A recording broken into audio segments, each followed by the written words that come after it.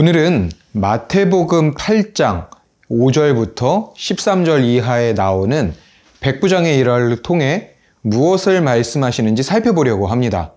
우리가 잘 아는 백부장은 조금 유명하죠. 찬양 가사에서도 등장하고요. 또 믿음이 아주 뛰어난 인물로 그려져 있죠. 많은 사람들이 알고 있는 사실이지만 과연 예수님께서는 그 칭찬하시는 그 믿음은 어떤 믿음이었는지 성경의 다른 장면들과 비교해 보면서 우리 자신을 점검해 보는 시간이 되었으면 합니다. 자, 5절부터 한번 살펴볼까요? 예수께서 가버나움에 들어가시니 한 백부장이 나와 간구하여 가로되 주여 내 하인이 중풍병으로 집에 누워 몹시 괴로워하나이다. 가버나움에 군사를 100명이나 거느린 대장이 있었습니다. 그 사람이 바로 백부장이죠. 그 백부장이 예수님을 찾아온 거예요. 그리고 자신의 종이 괴로워한다고 말을 하죠. 사실 말씀을 보니까 치료해 달라고 먼저 말하지 않았어요. 예수님을 찾아와서 병 고침 받은 자들이나 귀신을 쫓아내 달라고 하는 사람들 대부분은 와서 주여 주여 부르면서 내 눈이 보기를 원합니다. 내 병이 떠나가길 원합니다. 귀신을 쫓아내 주세요. 이렇게 먼저 부탁을 했거든요. 근데 이 백부장은 먼저 치료해 달라고 말하지 않고 주여 내 종이 괴로워합니다. 라고 말을 했다는 거예요. 근데 이면에는 치료해 달라는 마음이 백부장 마음에 있었겠지만 아직 그 사실을 입으로 뱉은 건 아니죠. 하지만 예수님께서 시원하게 원하는 답을 말씀하세요. 가자. 내가 고쳐줄 테니까 가자 라고 말이에요. 사실 예수님께서는 이 백부장의 믿음을 이미 대면에서 보지 않고 대화하지 않아도 알고 계셨을 거예요. 이 일을 통해서 전달하시고자 하는 메시지가 분명히 있었기 때문에 많은 사람들이 듣고 보기를 원하셨다는 거죠. 그래서 이렇게 일을 진행시키고 계시다고 보여지는데요. 백부장 사건으로 인해서 우리에게 전달되는 메시지는 뭐냐면 바로 믿음입니다. 믿음이 얼마나 중요하고 이 백부장의 믿음을 통해서 우리의 삶에서 실생활에서 믿음이 얼마나 우리에게 다가오는지를 중요하게 작용하는지를 보셔야 될 것 같아요. 어떤 부분에서는 라합, 여리고성에 살던 라합과 공통적으로 비교되는 부분이 보이는데요. 라합도 바로 이방 여인이었고 이스라엘 백성들이 광야에서 가나안으로 들어와 여리고를 무너뜨릴 것을 알게 되었죠. 그때 여호와를 알게 된 라합이 믿음을 통해서 정탐꾼들을 숨겨주었고 그 행위를 통해 구원을 얻게 된 장면이에요. 이 백부장도 이 라합과 마찬가지로 예수님을 실제로 봤는지 산상수훈을 전파하실 때 그 중에 있었는지 정확하게는 알 수 없지만 정황상 유추해 보기로는 예수님을 본 적도 없을 것이고 산상수훈에 전파하는 자리, 그 자리에 같이 있지도 않았을 것으로 예상이 되어요. 근데 그러면 언제 이 백부장이 예수님을 인정하고 믿음이 생겼을까요? 저는 4장 23절부터 25절을 살펴보면 어떤 말씀이냐면 예수님께서 온 갈릴리에 두루 다니시며 가르치시고 병든 자들을 고치시는 모습이 나옵니다. 그 소문이 온 수리아에 퍼졌고 25절에서는 갈릴리와 데가볼리 그리고 예루살렘과 유대 요단 건너편까지 엄청나게 확산이 됐어요. 예수님이 산상수훈을 전파하러 올라가시기 전에부터 이미 예수님이 하시는 사역이라든지 일들이 엄청나게 확산이 되었다는 거예요. 아마 백부장도 이때 예수님의 소문을 듣지 않았을까 하는 거죠. 사실 어떻게 소문을 듣고 예수님을 알았느냐가 중요하다기보다 이 말씀의 이 믿음의 본질은 예수님의 소문을 듣고 백부장이 찾아왔다는 거예요. 그리고 그 백부장이 예수님을 주님이시라고 존칭하며 찾아왔다는 거죠. 이 주님이라는 존칭은 사실 그 당시에도 황제나 누구에게나 이렇게 극 존칭 높여 부르는 백부장의 원어를 그 주님이라는 원어를 찾아보니까 극 존칭을 하고 있다는 거죠. 그러니까 예수님을 백부장은 마음 깊이 신뢰하고 인정하고 있었다는 거예요.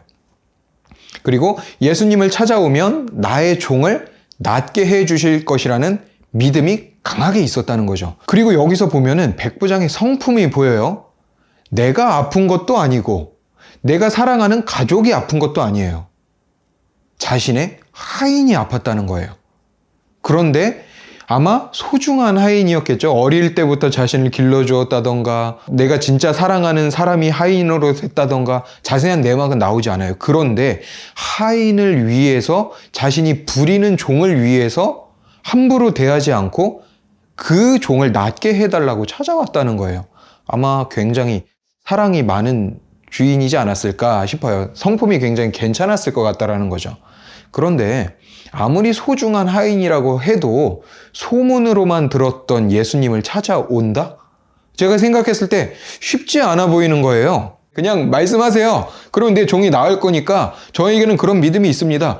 왜냐면 나도 내 부하에게 명령하면은 그 부하가 저기 가서 내 명령을 수행하거든요. 그것처럼 나는 예수님이 그런 분이시라는 걸, 그런 존재라는 걸 믿습니다. 그러니까 말씀만으로 명령하세요. 사람은요, 보통 눈으로 보기 전까지 신뢰하지 못하는 경향이 있습니다. 저에게도 있어요. 또 눈으로 봐도 우리가 실제로 마술을 볼 때 눈으로 이렇게 하는 걸 보잖아요. 근데 보면서도 무슨 트릭이 있는 거 아니야? 의심하는 경향이 많이 있어요. 그런데 이 백부장에게는 이 의심이 추호도 없었다는 걸 알 수 있는 대목이에요. 말씀으로만 명령하시라는 부분이요. 심지어 예수님의 제자들의 믿음도 어떤 부분에서는 이 백부장보다 못하다라고 여겨질 수 있는 부분도 보여졌던 게 사실 실제는 훨씬 더 뛰어나죠. 그들이 더 훌륭한 일을 했고 백부장은 이 뒤로 나오지 않거든요. 예수님의 제자들은 이 뒤로 많은 사역을 했고 또 많은 자들을 구원에 이르게 하는 엄청난 사역을 했어요. 그러니까 오해하지 않으셨으면 좋겠는 게 예수님의 제자들이 백부장의 믿음보다 적다라고 오해하지 않으셨으면 좋겠어요. 제가 이후로 하는 말이요. 무엇이냐면 예수님의 제자들이 예수님과 공생의 사역, 예수님이 공생의 사역을 하실 때 3년 반 동안 같이 있었죠. 근데 예수님이 뭐라고 말씀하셨냐면 제자들에게 자신이 십자가에 달려 돌아갈 것을 미리도 몇 번이나 말씀을 해주셨어요. 그런데 3년 반 동안 같이 다니면서 죽은 자도 살리시는 것을 보고 아픈 자들 고치시는 것을 보고 그 많은 귀신 들린 것을 쫓아내는 걸 봤던 그 제자, 그 중에 또 도마는 예수님이 죽었다가 살아나셨다는 말을 들었음에도 뭐라고 했냐면요. 내가 그 손에 못자국을 봐야 되고 창자국을 봐야 되고 내 손으로 직접 손을 넣어보기 전까지는 믿지 못하겠다고 말을 한 거예요. 믿음이 많이 부족한 거죠. 한편으로는.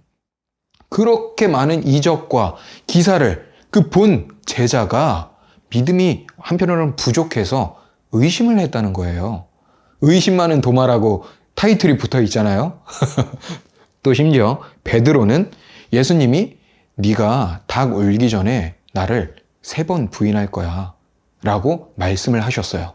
그런데 베드로가 뭐라고 했냐면요.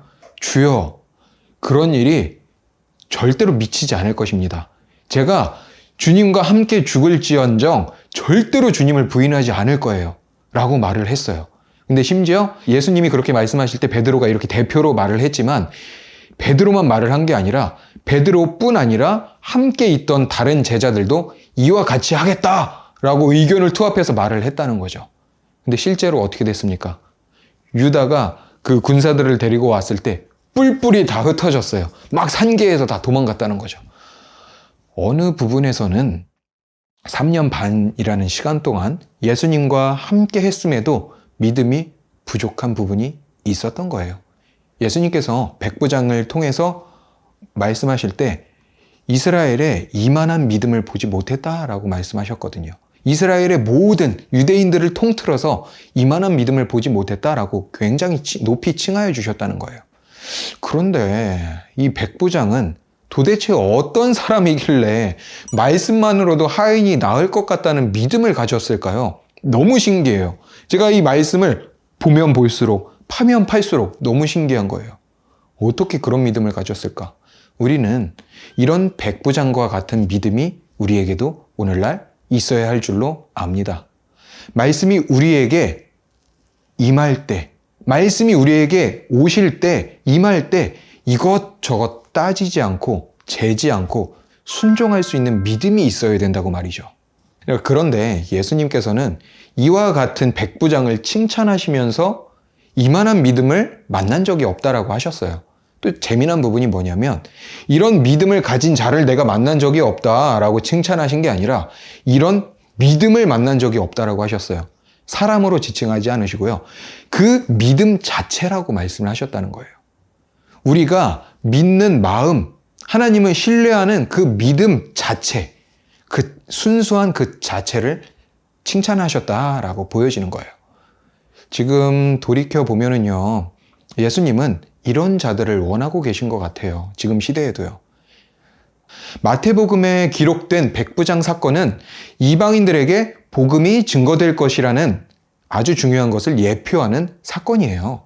예수님께서는요, 이방인들에게 직접 지금 오늘날 나타나셔서 복음을 증거하지 않으셨지만 우리에게 남겨준 이 말씀이 하나님이 되셔서 오늘날 우리에게 만나주십니다. 각자를 찾아가고 계세요. 말씀으로요. 이 말씀을 읽을 때 마음에 들어오시고 그 마음에 들어오신 그 말씀이 사사건건 간섭하시고 지시하세요. 내 형제를 판단하지 마라. 너 판단하면 안 돼. 긍휼히 여겨라. 또 안 돼? 그럼 기도하거라. 그러면 그때 우리는 그 말씀에 믿음으로 순종할 수 있어야 된다는 거죠. 이 말씀을 우리에게 주신 이유는 지금 우리에게 처한 사건을, 상황을 해결해 주기 위해서 말씀을 주고 계신다는 거죠. 그러면 백부장과 같은 믿음으로 순종을 할 수 있어야 된다는 거예요. 그럼 오늘날 우리의 얘기로 한번 들어가 볼까요? 신앙생활을 오래 한다고 믿음이 깊은 것이냐? 또 신앙생활을 오래 했으니까 천국에 갈 수 있느냐? 백부장의 일화로 빗대어서 말씀을 드려본다면 먼저 선택받은 이스라엘 백성들은 천국에 들어가지 못하고 바깥 어두운 데 쫓겨나 울고 있다고 말을 합니다. 그럼 오늘날 우리들은 어떤 삶을 살아야 할까요? 예수를 오래 믿는다고 꼭 천국에 들어갈 수 있다고 생각을 하는지 천국에 들어가지 못한다고 생각을 하든지 모르겠습니다. 각자 깊은 묵상과 기도로 이 말씀이 오늘날 우리에게 무엇을 말씀하시는지 깨달을 수 있어야 된다는 것이죠. 저는 개인적으로 백부장과 같은 믿음, 무엇이든 나의 어려움을 말씀드리며 하나님께 말씀을 드리면 말씀으로 해결해 주시는 분이시라는 것을 믿고 살아가야 된다고 생각을 하는 것이죠. 또 그 믿음에 따른 행위가 꼭 뒷받침이 되어야 하겠죠.